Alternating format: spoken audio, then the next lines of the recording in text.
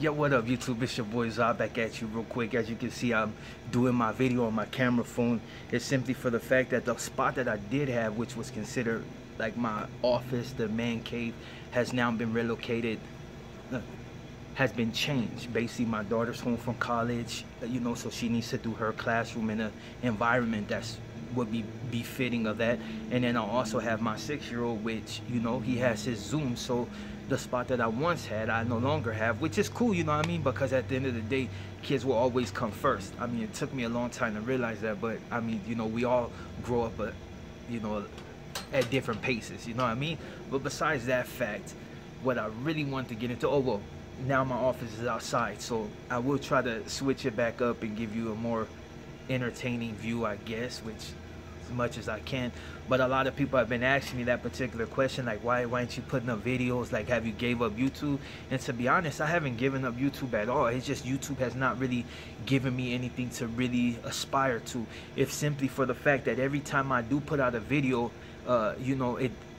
people are getting their uploads like 3 to 4 days later, notifications, sometimes as much as far as like a week, after the video has already been out, and they'll make it seem as if the video was just uploaded. So as far as views, I'm not really getting the views that I need in order to continue increasing revenue, and I'm not gonna come on here like a lot of YouTubers and be like, oh, please, watch if you want to watch the commercials, watch them. If not, I mean the ads, watch them. But for the most part, I'm going to give you my point of view, and hopefully it's entertaining. But besides that, this is about the presidential debate that took place last night. Now, a lot of people watched it. It's for the ones that are how should I say, the ones that like politics, that are interested in politics. Some people are not even interested in politics, but interested in these particular politicians. It's simply for the fact that some people want to oust Trump, and some people want to continue to keep Trump in office. So it's like, right now a lot of people that follow me are split down the middle. I have some people that don't even entertain any of them. They're just basically like where the chips may fall or chips may lay, whatever. But this is about the presidential debate. Now, off the back, the moderator, get him up out of here. Chris, you have did a garbage job. From the gate, I could already tell that you were biased, because you did your best to constantly silence Trump. And don't get me wrong, Trump was constantly talking out of turn. He was constantly interjecting, but he went out of his way to make sure that he didn't speak. When at the same time, you had Joe Sleepy Biden, the one that words are practically incoherent. You can't even really tell what the guy said. He was so unarticulate. And don't get me wrong, Trump neither. So both of them, when it comes down to it, they did a bad job. One was trying to show, one was supposed to show the American people why he still should remain in office, and one is trying to show people why he should be elected and why you should oust this one. But when you had the key points, like the moderator, what I was a little upset at, and not even upset, just a little disappointed, because from the jump, he went for the jugular on Trump. He said, where does he stand on white supremacists? Now, that question has been answered, and it's been asked and answered so many times that I really don't feel that they should continue asking them that. But of course, when you're speaking to the broader public, and what they were doing is trying to garnish sympathy and from certain people, and make him look bad in front of other people in the world. Like, okay, where do you stand? Because he was on, everybody was watching basically. So I felt a little disturbed at that the politics have now become a popular contest. Who's more popular than the other? And right now, what I don't understand is, because at one time everybody loved Trump. It's crazy, because I had seen a video on this. Everybody loved him, but when he got into office and he made some hard decisions, people now are up in arms about him, that he's garbage. But that's besides the point. The whole thing I'm talking about, and look at this is for the people that understand. Like, I don't have an Ivy League education, and I haven't been studying politics my whole life.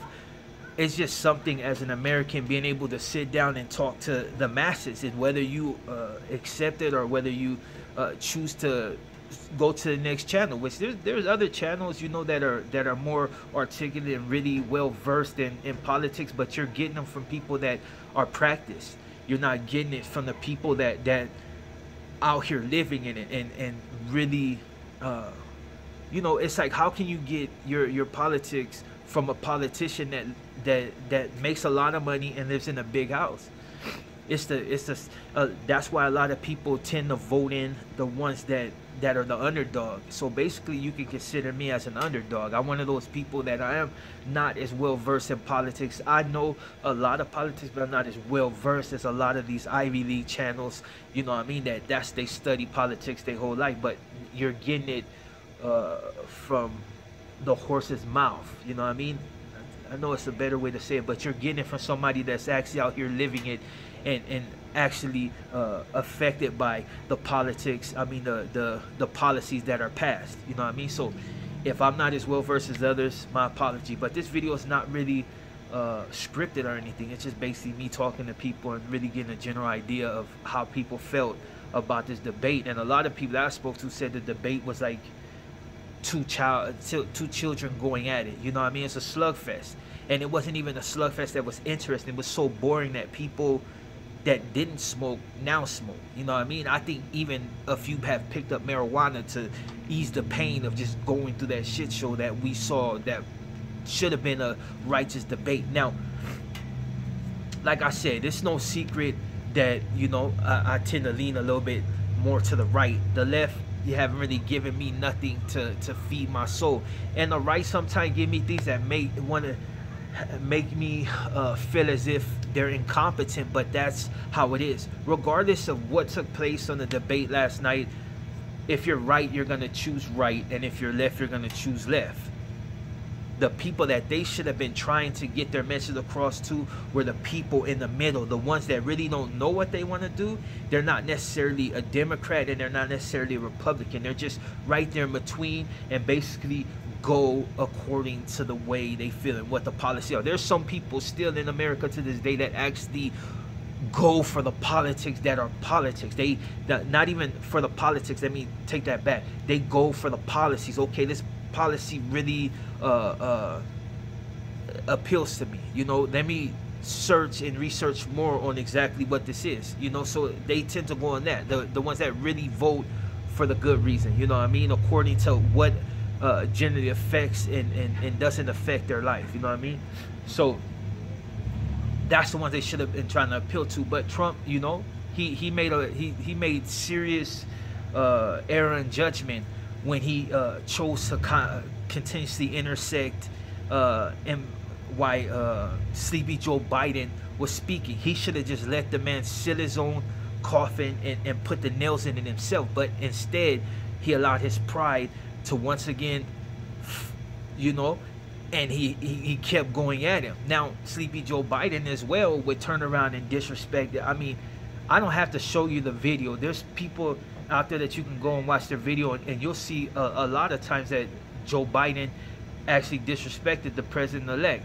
Now, of course, they would overlook that. Everybody from the left was up and, oh yeah, look at he's attacking him, but he was looking like a clown. And at the end of the day, after all the debate was done, nobody really had a clear picture of exactly what was going to happen, or if anything was going to happen at all. Because anything that they asked Joe Biden, what he was strong on, what he would support, he was wishy-washy. He was trying to juggle it. Okay, well, if I say this, I'm not gonna appeal to this. You know what I mean? When they asked him about the, well, you know, I ain't gonna go into that, but basically the question that they asked him, he was unsure about exactly whether he supported or he didn't support it. He said that he's basically gonna do the Biden thing, you know, according to what Biden wants. If that's the case, then we really don't know what the fuck is gonna take place, because he has no clear view of anything, you know, and just watching him, you know, it's like watching me ramble on right now, but a lot worse. Like, at least when I'm rambling on, it's a little entertaining, you know. It can become a little bit too much, but it's still a little entertaining. But watching those two debate last night, what No, let me take that back, because that wasn't a debate. It was a shit show, and it was supposed to be a slugfest that turned out to be a snoozer. Now understand this. Besides what was said and the key points that Trump should have made, and he started off on some points, not even started off, but as he went along, he did make a few key points, but instead of staying on what could have, you know, really made a statement, he immediately just threw that out the window by going into other things that really didn't make no difference.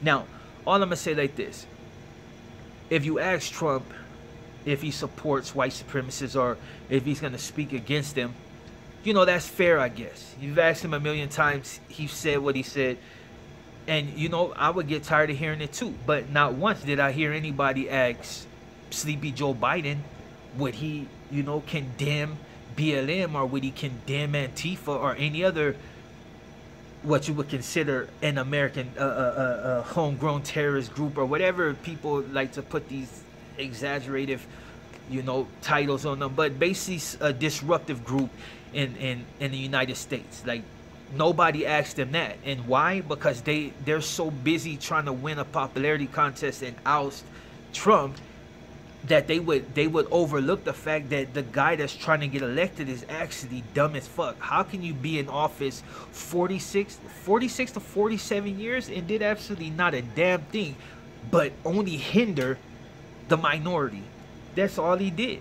Made it easier to incarcerate us, and Kamala Harris didn't do any different. She made it even easier where she was at to keep us incarcerated, and that was her whole goal. Like, it's like, I get it, you want to be tough on law, be tough on laws, but these two people go back on their shit and this, oh yeah, somebody told me, oh, they passed this law, they passed it. Man, that don't mean shit when people that I know and I love are incarcerated due to bullshit, you know what I mean? And when they can be exonerated, but this particular charlatan, and then, you know, Kamala Harris, man, it's crazy. I'm gonna just end it with this. Like, I had spoke to a feminist, you know what I mean, and all due respect, you know, they all have their points of views, but they called her the new age. Oh man, it's the one that they considered before Adam and Eve, you know what I mean, that was defiant to man, to God, or whatever, you know what I mean. To me, Kamala Harris is Babylon incarnated, you know what I mean. That's all I'm gonna say on that. But you know, you guys enjoy the rest of your day. Sorry if this video was all over the place and the debate was as well, but you know, I just give my point of view, you know what I mean. It's a little, now I'm sounding like Biden. But anyways, man, I'll be back with better videos, but this one I just wanted to, you know, give my point of view. And on that note, your boy Zod, and I'm out.